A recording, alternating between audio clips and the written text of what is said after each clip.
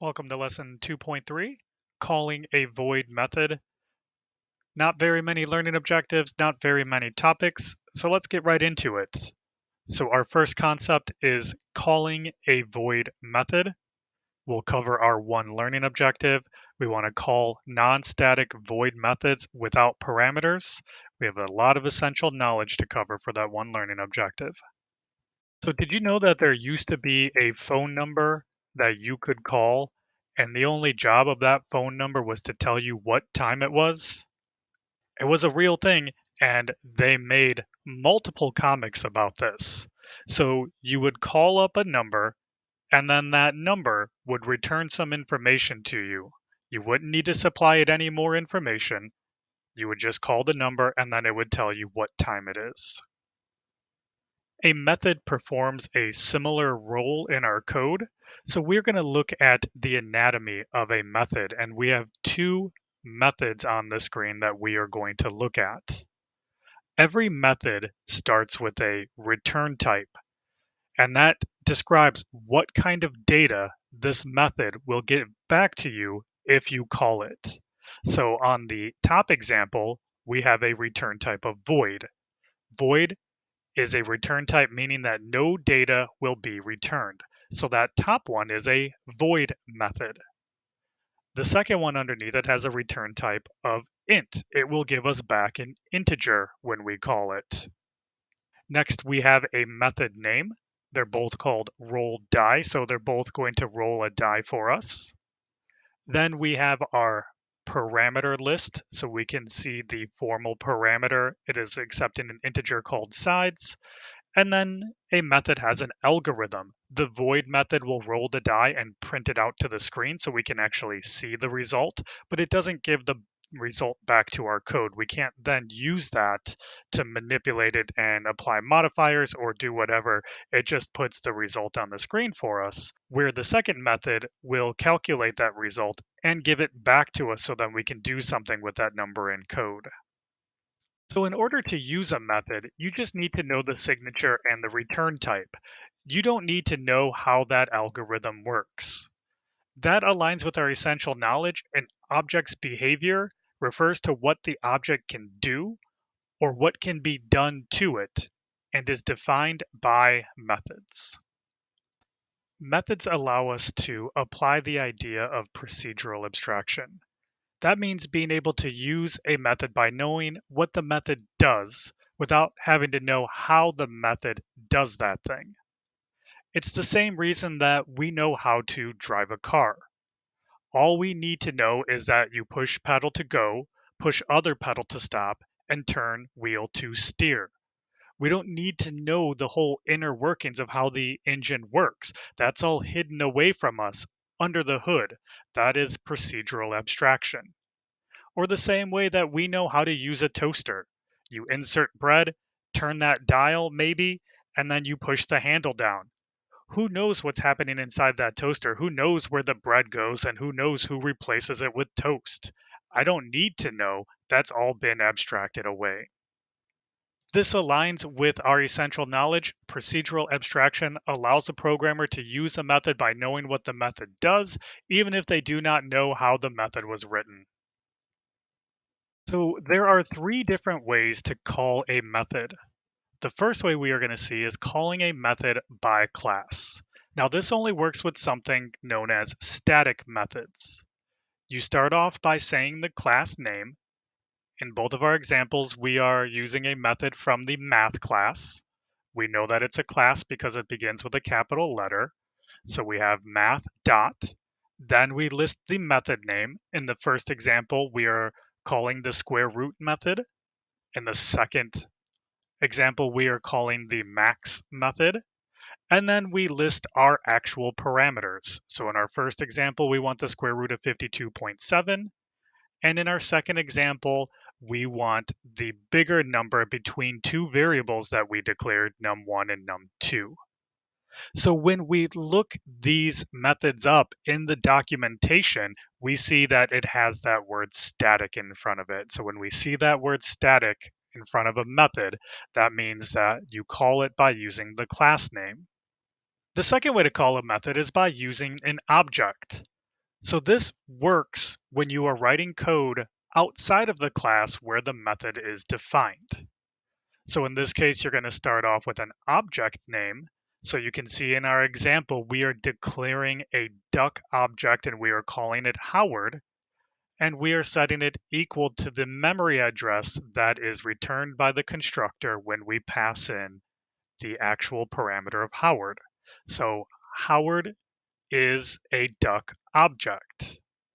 So we can call the method by first starting off with the object name Howard, then our dot, and then the method that we want to call. In the first example, we are calling the quack method. In the second example, we are calling the fly method. And then you pass in your actual parameter. So for the first example, we are passing in the integer literal 4. I'm assuming we want Howard to quack 4 times. And in the second one, we're not passing in any parameter, so I'm guessing that method doesn't need any more information than that. Telling Howard to fly is good enough. The third example is calling a method by name, and this only works inside of the class where the method was defined.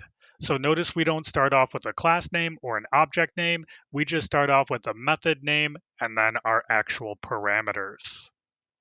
Now, method calls have a very high precedence and they will be evaluated immediately when reached in an expression. Now, of the three methods, we are primarily going to be using this one, calling a method by object. Now, when we look at methods, we can break methods up into one of four different categories. The first type is going to be a method that does not return any results to us and does not accept any parameters. This one requires the least amount of interaction from us. So if you want to think about it as a real life object, you could think about it as a robot vacuum. We tell the robot vacuum to go, it goes off and does its thing, and then it just goes back to its base. It did not need any more information from us to do its job, and then it didn't need to come find us to let us know when it was done. We just told it to go, it did what it needed to do, and it just went back home. So an example of this could be a void method, like add 1 point. It doesn't need any more information than that. It's going to add one more point to whatever point variable that we have. And it doesn't need to tell us, hey, I did that, because it's not looking for any kind of reward. It doesn't need to give any kind of information back to us. The next type of method is a method that still does not return results, but it will accept parameters. So you can think of this like a mailbox. So you can go to the mailbox and put in a letter, and then you can come back and put in a different letter, and you can put in as many different letters as you want, but the mailbox doesn't report in any information back to you. It doesn't tell you when that mail was delivered. It doesn't tell you if that mail was lost. You just trust that the mailbox does what it needs to do with that letter. Thinking about it in code, this would still be a void method. And this one, maybe we don't want to just add 1 point. We want to say how many points we want. So we could have a method called add points, and we could pass in an int. And so every time we use it, we can add a different amount of points. The third type of method is one that returns results, but does not accept any parameters. So if you want to think about it as a real life object, you can think about it as a watch. The watch will tell you the time, but it's not going to accept any more information. You can't tell it to tell you the time in New York. You can't tell it to tell you the time in California. It's just going to tell you the time that it has. If we want to think about that in code, that could be a method that returns an int, and we could be asking for that score. We don't need to give it any more information. Get score is enough information, and then it will give that information back to us.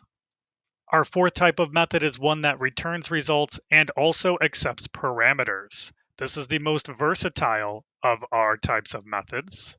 If you want to think about this, you can think about it as a toaster. It's going to accept parameters in the form of bread. It's going to return the results in the form of toast. Thinking about it in code, this could be a method that returns an int. It's called getAverageScore, and then the parameters accept the numbers that we want to take the average of. We're going to be focusing on void methods without parameters. So we have a counter class on the right we have a constructor that accepts no parameters. It sets the member variable of count to 0. And then in our methods section, we have 3 void methods. On line 13, we have a void method called increment. The algorithm adds 1 to the count. On line 17, we have a void method called decrement.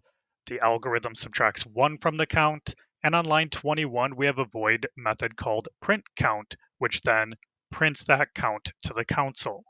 So we want to see how we can call each one of these individual methods. So in order to call these methods, we are going to call them by using an object because we're going to call them from a different class. We're going to be in our main class, and we want to use these objects that were declared in a different class. So the first thing we need to do is we need to declare and instantiate a counter object. We did that on line 3 and we called it countBot.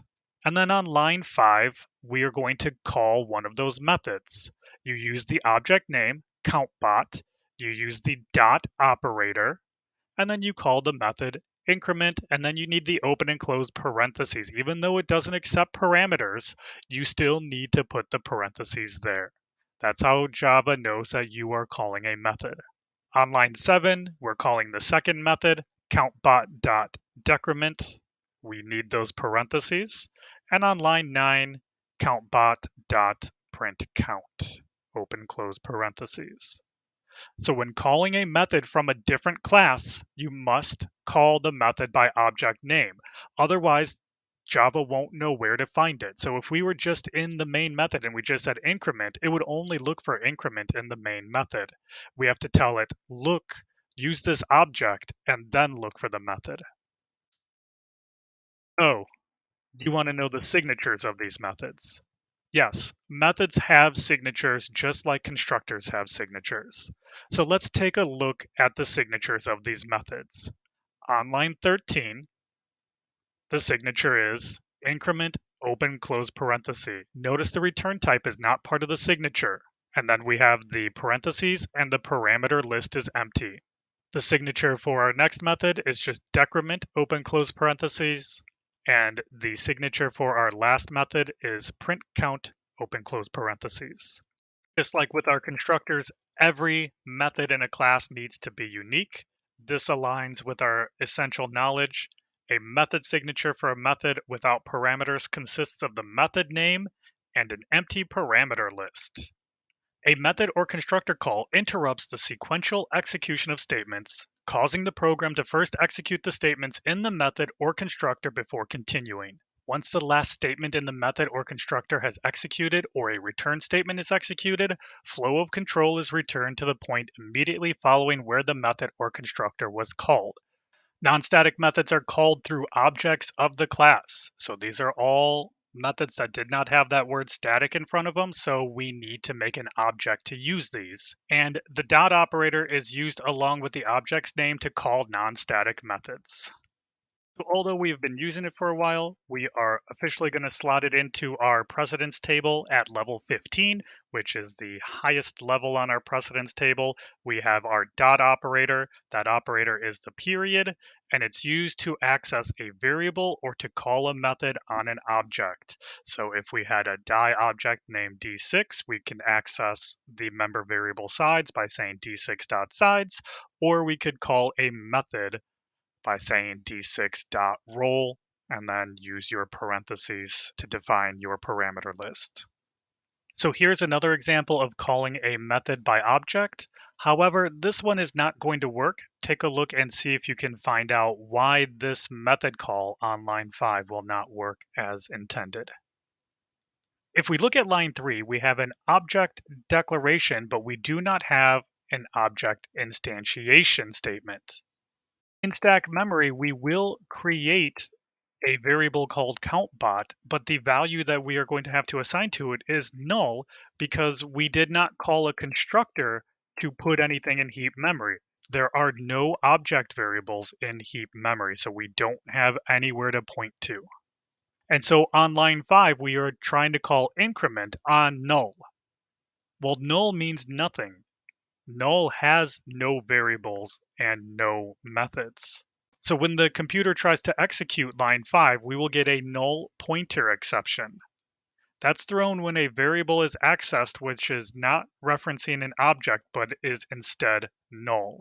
This aligns with our essential knowledge. Using a null reference to call a method or access an instance variable causes a null pointer exception to be thrown. That's calling non-static void methods without parameters. Make sure you rate how you feel on that learning objective. Hit me up with any questions or concerns that you have regarding these topics. Join us in our next video and keep programming.